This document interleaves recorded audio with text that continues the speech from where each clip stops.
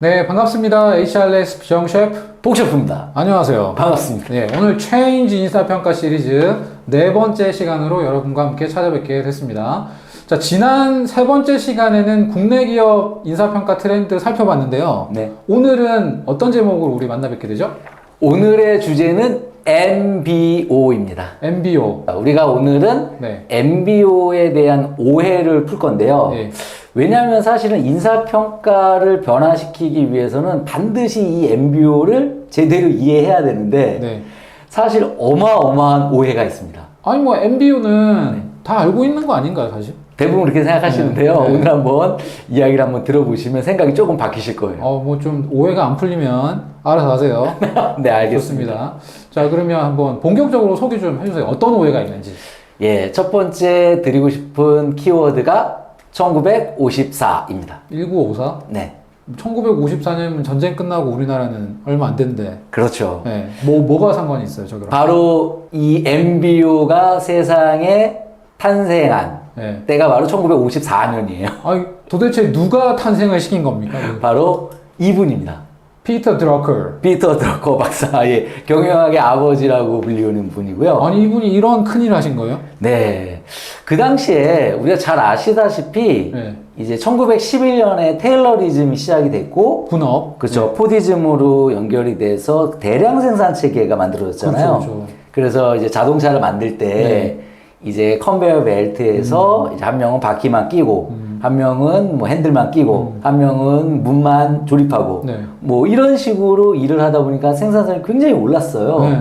근데 드러커 박사께서는 이 육체 근로자와 달리 지식 근로자는 분업에 의해서 생산성이 올라갈 수 있을까라는 고민을 한 거예요. 그래서 이 MBO는 사실은 육체 노동자와 지식 노동자의 차이를 고민하는 과정에서 생긴 거예요.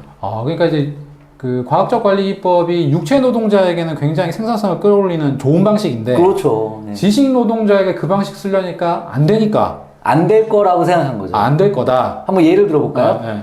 만약에 채용을 하는데 인사팀원이 4명이 있어요. 네. 그럼 경력사원은 5명 뽑아야 되는데 네. 한 명에게는 모집 공고 잘해라. 두 번째 사람에게는 서류 전형 잘해라. 네. 세 번째 사람에게는 1차 면접 잘해라. 네. 네 번째 사람에게는 2차 면접 잘해라. 만약 이렇게 업무를 분업으로 나눠주게 되면 이 경력사원 채용이 제대로 될까요? 좀 우스꽝스럽겠죠? 그렇죠. 모아놓으면. 이 전체적인 맥락을 이해할 수 없기 때문에 완성도 높은 경력사원 채용이 될 수가 없을 것 같아요. 그 당시로서는 굉장히 혁신적인 생각이네요. 그렇죠. 그래서 분명히 육체 노동자와 지식 노동자의 차이가 있는데 그렇다면 다른 무언가가 필요하다라고 생각한 거예요. 그래서 이 피터 드러커 박사가 바로 이 멋진 책 The Practice of Management라는 경영의 실제를 통해서 네. 이 MBO를 세상에 소개한 거죠. The Practice of Management. 한국에는 경영의 실제라는 책으로 소개가 되어 있다고 하는데, 네. 되게 조금 더 궁금해지네요. 네, 엄청난 책이고요. 네. 사실은 주옥 같은 내용들이 정말 많은데, 네. 우리가 MBO가 1954년이면 무려 70년 된 제도잖아요. 엄청나죠.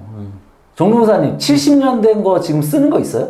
70년 된 거 없죠? 네. 가전제품은 당연히 없을 거고, 네. 어떤 제도도 70년 된 제도라면 사람들이, 아니, 그럼 구닥다리 같은 제도 왜 써요? 이렇게 얘기할 거잖아요. 네. 그런데 아직도 대부분의 기업들은 이 MBO를 활용하고 있는 것이죠. 그 얘기는 어떤 의미냐면, 이 MBO는 일의 본질과 관련된 거예요. 그래서 지식 노동자의 일의 본질이 무엇인지를 고민하고 만들어진 제도이기 때문에 네. 70년이 지났지만 아직도 유효하다. 네. 왜냐하면 일의 본질은 바뀌지 않거든요. 그래서 우리 MBO를 한번 좀 살펴봐야 되는데, 네. 자, 그러면 우리 뭐 오해를 이제부터 한번 좀 풀어봐야 될 것 같아요. 그러면 첫 번째 말씀해 주실 오해 뭡니까? 예, 첫 번째 오해는 MBO를 근무 평정 방식으로 쓴다라는 거죠. 근무 평정 아니에요?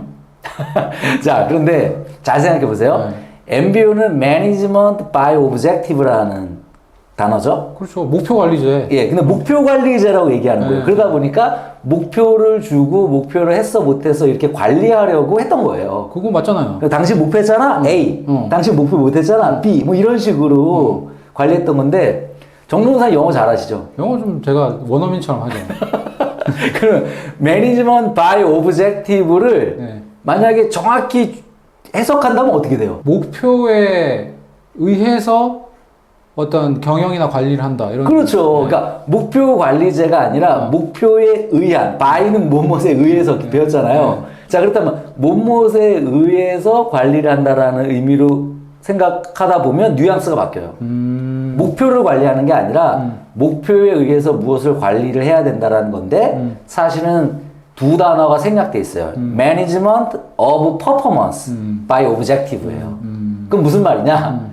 목표에 의해서 성과를 관리하라는 거예요. 목표에서 성과를 관리한다. 네. 그래서 이 MBO는 금평 제도가 아니라 성과 관리 제도인데 많은 기업들이 이 MBO를 사람을 평가하는 데 썼던 거예요. 이게 가장 큰 오해라는 거죠. 그래서 MBO는 근무평정이 아니고 뭐다? 성과 관리 제도. 성과 관리 제도다. 그러니까 아까 피터 드러커 얘기를 하시면서 자꾸 일의 본질 얘기를 하셨거든요. 그렇죠. 근데 평정이나 평가라고 얘기를 한 게 아니라 그런 관점에서 보면 또 성과 관리라는 측면으로 이해할 수 있겠네요. 그렇습니다. 오케이.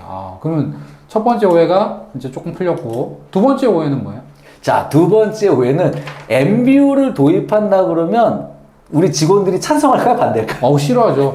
그 다음에 대기업에서 MBO 한 수년간 겪어보신 분들은 네. 굉장히 스트레스 많이 받아죠. 자, MBO를 왜 직원들이 싫어할까요? 여러 이유가 있겠죠. 여러 이유가 있지만 사실은 목표 관리제로 알고 있다 보니까 회사가 연초에 좀 달성하기 거의 힘든 목표를 던져준 다음에 그거를 달성하라. 특히 지표. 맞아요. 이런 얘기를 하다 보니까 너무 통제받고 힘들다고 느끼는 거죠. 그렇죠. 여기서 되게 중요한 단어가 나왔는데 MBO를 한다 그러면 직원들은 통제받는다고 생각해요. 목표를 나한테 줄 것이고 나는 그 목표에 의해서 통제받는다. 우리 좀 더 실감나는 표현으로 하면 쪼인다. 들들 볶인다. 그렇죠. 그렇기 때문에 MBO에 대한 부정적인 시각이 엄청나게 크단 말이에요. 피로감이 높은 것 같아요. 예. 그런데 여기서 엄청난 이야기를 하나 드리겠습니다. MBO의 풀네임이 뭔지 아십니까? MBO 풀네임? 네. 왜 그건 저한테 물어봐요? 알려주셔야지. MBO의 풀네임은요.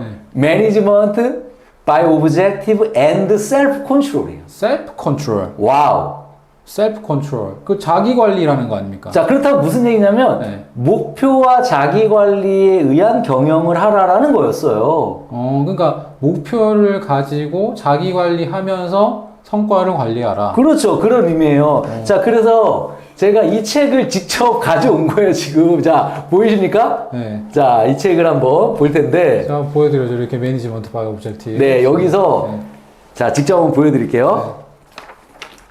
자, MBO 챕터를 보시게 되면 어떻게 돼 있냐? 네. 정확히 이렇게 써 있어요. 그렇게 하면 안 보여요. 안 보입니까? 예, 그러면 화면을 다시 한번 보여드릴게요. 화면으로. Management by Objective and Self Control. 그렇다면 여기서 정말 저는 너무나 마음이 아팠던 게 피터 드러커 박사는 두 가지를 얘기한 거죠. 목표와 자기 관리. 그런데 어느 누군가가 셀프 컨트롤을 생략해 버린 거예요. 샥 뺀 다음에 그래서 갑자기 MBO가 돼 버린 거예요. 목표 던져주고 관리하는 거다. 그렇죠. 그러다 보니까 이게 완전히 와전이 돼 버린 거죠. 그래서 MBO는 앞으로 이제는 MBO로 부르면 안 된다. MBOS로 불러야 된다. MBOS로 불러야 된다. 네. 그래서 제가 지금 그 MBO로 줄인 사람을 계속 찾고 있는 거예요. 네. 찾아야 됩니다. 왜 그렇게 줄이셨는지 물어봐야 됩니다, 정말. 찾아봅시다. 네. 그래서 MBO는 어떤 제도냐? 통제하는 제도가 아니에요. 철저하게 자율에 의한 제도라는 거죠. 사람을 일을 시킬 수 있다고 생각하세요? 일 왜 못 시킵니까? 시키면 되지. 이게 바로 큰 오해예요. 왜요? 제가 뭐 무슨 생각이 잘못됐어요? 자, 자리에 앉게 만들 수 있어요. 네. 근데 일을 시킬 수는 없어요. 하라고 조금 되죠. 안 됩니다. 왜냐? 사람은 그냥 자리에 앉아 있을 뿐이에요. 일은 누가 하는 거예요? 스스로 하는 거란 말이에요. 네. 아마 이 영상을 보고 계신 분들이 한번 솔직하게 고백해 주셨으면 좋겠는데 9 to 6를 일할 때 과연 8시간 일을 할까요? 9시부터 6시까지 일할 때 네. 한글로 해주시지 왜 또 영어로 쓰니까 몇 시간 하냐? 네. 8시간 일하겠죠. 물론 8시간 자리에 앉아 있는 거죠. 네. 몇 시간 일하는지는 본인만이 알아요. 8시간 일 안 하시나 봐요. 네, 저는 8시간 안 합니다. 한두 시간 일하는 것 네, 같아요. 할 수 없어요. 예. 네. 그래서 결국에는 자율적으로 일한다라는 개념을 피터 드러커 박사는 1954년에 먼저 제안한 거예요. 그래서 우리 이런 속담 있잖아요. 말을 물가로 데려갈 수는 있지만 뭘 할 수 없다? 물을 마시게 할 수는 없다. 마시게 할 수는 없다. 그거예요. 그래서 MBO는 통제하는 제도가 아니에요. 자율적 제도다. 그래서 아까 말씀드린 그 챕터를 한번 이미지로 만들어 봤는데 한번 보세요. 스캐닝 한 거예요. 챕터 11번이네요. 네. Management by Objective and Self-Control MBOS 어떠신가요? 그러니까 드러커 형님은 이거 셀프 컨트롤 붙였는데 네. 누가 뺀 거예요 이거? 그러니까 그분에게 여쭤봐야 돼요. 아무리 약어가 중요하다 하더라도 이 의미가 와전되도록 만들면 안 되죠. 이게 두 줄이라서 너무 길어가지고 뺐나? 그랬을 가능성이 좀 있어요. 좋습니다. 그래서 예담에서 많은 MBOS로 부르자. 요즘 제가 이렇게 외치고 있는데 MBOS. 네, 어떻게 가능할까요? 이게 어감이 좀 거칠어가지고 네. MBO는 탁탁 떨어지는데 그렇죠. 이 네 개니까 잘 안 감기더라고요. 그죠. 이게. 세 글자짜리 단어가 많아요. 네, 네. 뭐 BSC도 그렇고 KPI도 그렇고 OKR도 그렇고 그래서 MBO는 그래도 우리는 MBOS의 개념으로 한번 생각을 해봤으면 좋겠어요. 좋습니다. 자, 세 번째 오해 한번 얘기를 해주세요. 네, 세 번째 오해는 MBO 하게 되면 지시하는 제도다 생각해요. G 아니에요? 리더가 딱딱 정해주고 위에서 딱딱 그렇죠. 떨어뜨려 주는 거지. 그래서 우리가 말하는 탑다운의 개념이 딱 들어가는 거예요. 쫙 내려오는 거죠 이렇게. 매출 목표 내려가듯이 네, 쫙 이렇게. 예, 그렇게 생각하는데 이게 엄청나게 큰 오해예요. 아니 브레이크다운 해서 가져가는 거 아니에요? 물론 그렇게 갈 수 있죠. 근데 MBO는 개념 자체가 조직과 개인이 논의를 통해서 모든 것이 일어나는 거예요. 그래서 MBO의 개념이 목표 합의부터 시작이 되잖아요. 네. 목표를 상사가 준다라는 개념이 아니라 네. 상사와 우리 구성원이 같이 논의하는 거예요. 논의한다. 예, 그리고 수행할 때는 어떻게 되죠?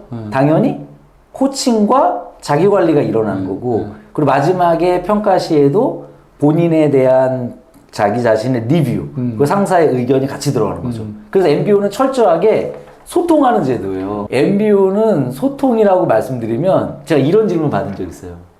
저희 조직은 소통이 안 되는데 MBO는 소통하지 않고 하는 방법을 좀 알려달라. 제가 이 질문을 받았을 때 갑자기 다리에 힘이 풀렸잖아요. 왜요?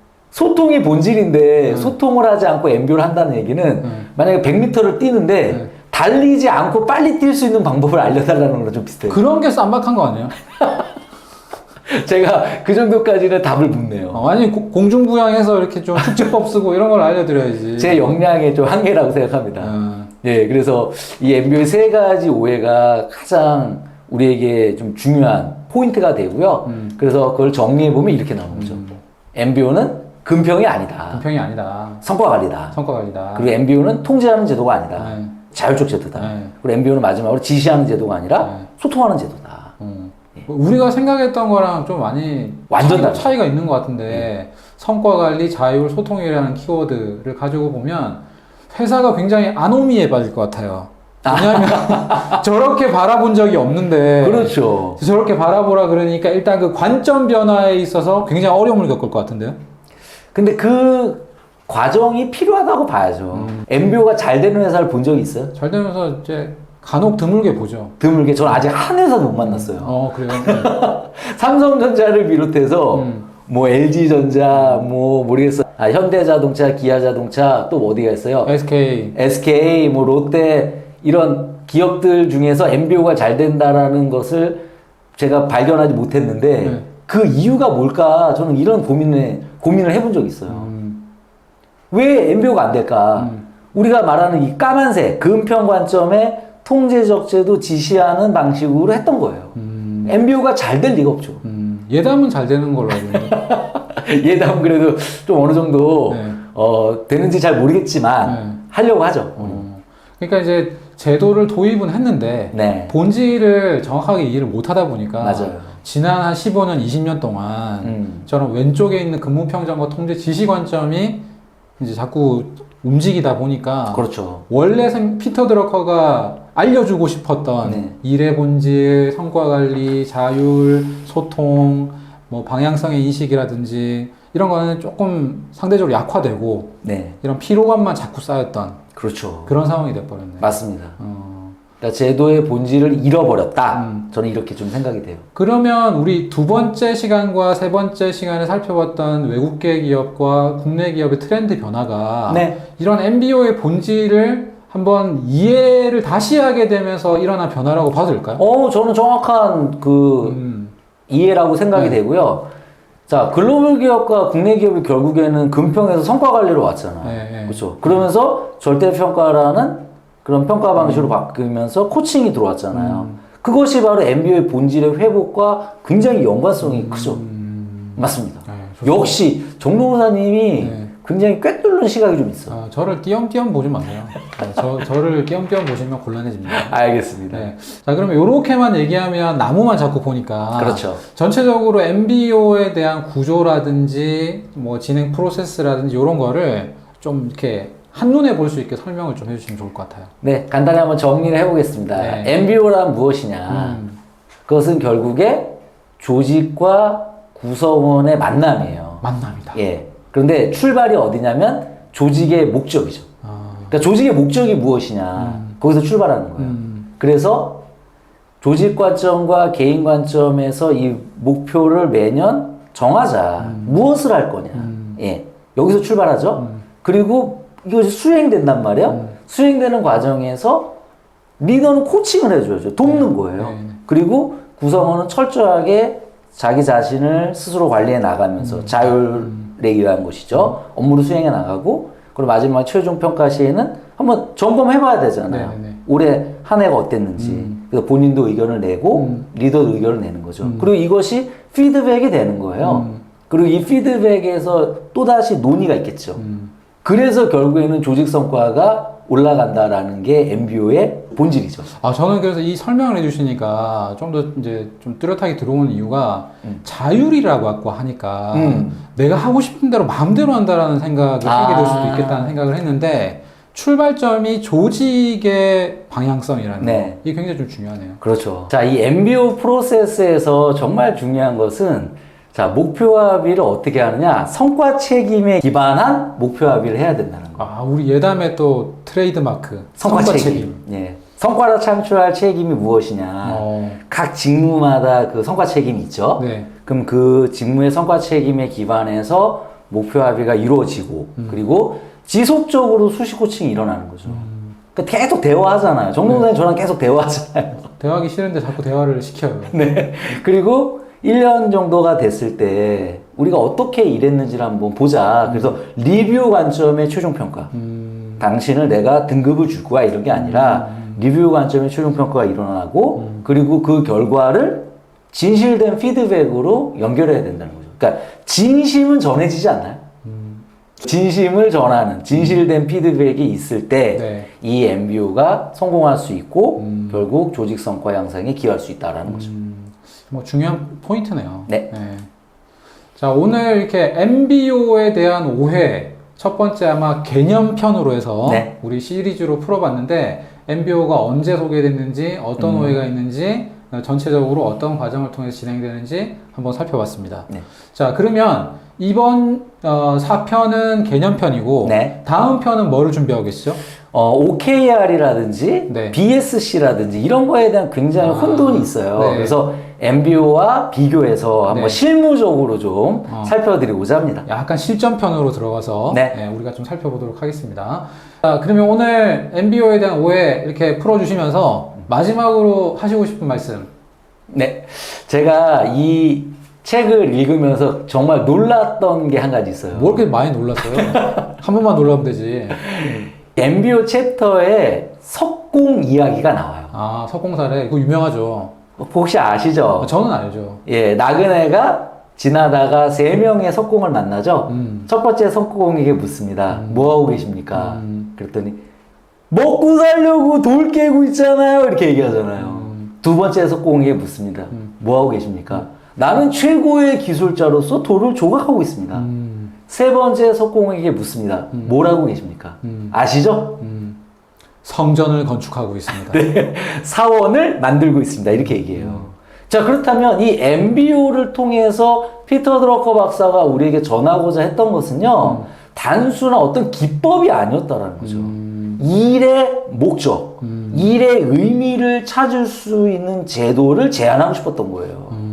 근데 우리는 이 MBO를 단지 사람을 평가하는 그런 수단으로 써버리니 이 MBO가 제대로 되지 않았겠죠. 아, 그러니까 아까 전체 보면 조직의 방향성부터 출발한다고 말씀하셨는데, 그러니까 돌 몇 개 깼냐가 중요한 게 아니라 그렇죠.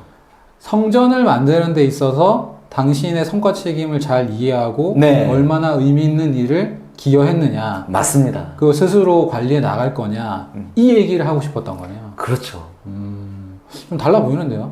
네. 진짜 MBO 아니고 MBOS로 불러야 될 것 같은데. 예, 우리는 앞으로 그렇게 부르자고요. 그렇게 부릅시다. 네. 이제 세상을 바꿉시다. 네, MBOS입니다. 네. 자, 오늘 MBOS라는 거 기억을 해주시고 다음 편 실전편으로 준비가 되어 있다고 하시니까 네. 더 기대해 보도록 하겠습니다. 자, 오늘 영상이 마음에 드셨다면 구독과 좋아요, 알림 설정 꼭 부탁드리고요. 다음에 또 실전편에서 좋은 영상으로 뵙도록 하겠습니다. 감사합니다. 감사합니다.